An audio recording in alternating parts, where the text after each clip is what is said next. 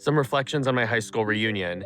First of all, I was surprised that most people wound up in the Boston area. I expected that people would be living all over the country, maybe even a few abroad.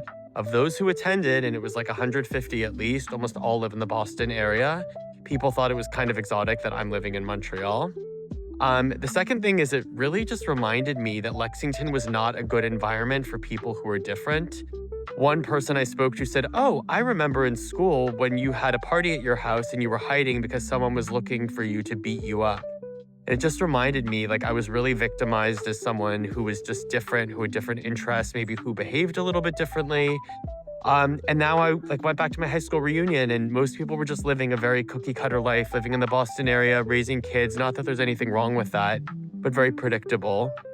And the fact that I was one of the only people who had gone out into the world, who was living abroad, it just reminded me I was so different. It was like an accident of birth that I grew up there. And apparently the town has become even more conformist. It's so high pressure now.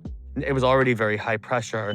But for example, we had 400 kids in our class. Now there's 600 kids in the class, but they haven't increased the number of AP and honors classes, so everyone's competing for the same number of spots. They've integrated Harvard Extension School into the school system. It just sounds really awful. And if you don't fit the cookie cutter mold, there's not a place for you.